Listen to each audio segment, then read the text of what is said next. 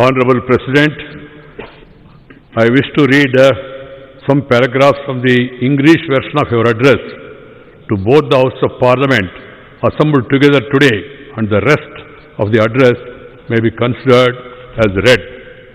Honorable members, this joint sitting of the Parliament, which is being held during the time of the coronavirus pandemic, has great significance.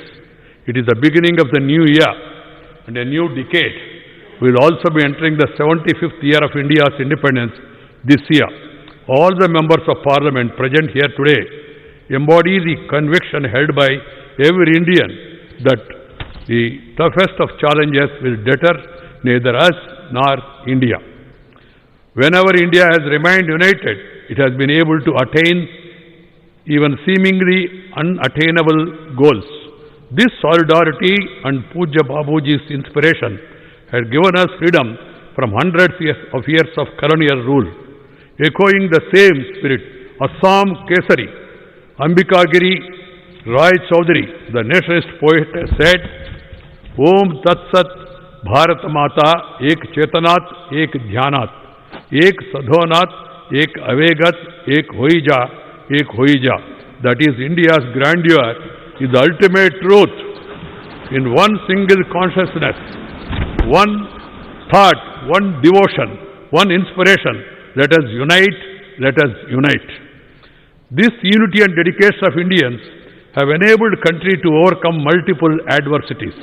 Our country has faced every crisis with fortitude, be it coronavirus, floods, earthquakes, or major cyclones in several states, locust attack or bird flu. The recent past also saw an unprecedented escalation in tension along the border.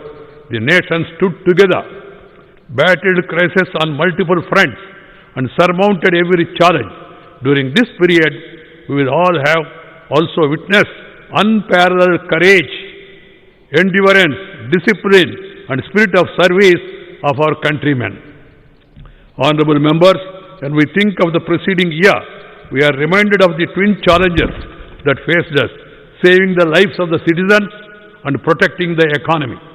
Besides announcing a record economic package for reviving the economy, my government took care to ensure that no poor person went hungry.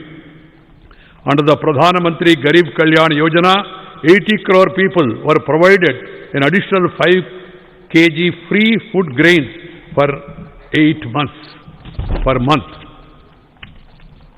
We have also taken care of the plight of the migrant laborers, workers, and who were away from their homes, besides providing them with the facility of one nation, one ration card. The government made free fruit grains available and organized Islamic special trains for them. During this period, India has demonstrated scientific capabilities, technical expertise, and strength of startup systems by developing a network of over 2,200 laboratories in a short span, manufacturing thousands of ventilators, PPE kits, and test kits, thereby attaining self-reliance. It is a matter of immense pride that India is conducting the world's largest vaccination program. Both the vaccination rolled out under this program are produced indigenously. By making lakhs of corona vaccine doses available to several countries, India fulfilled its obligation towards humanity in these times of difficulty.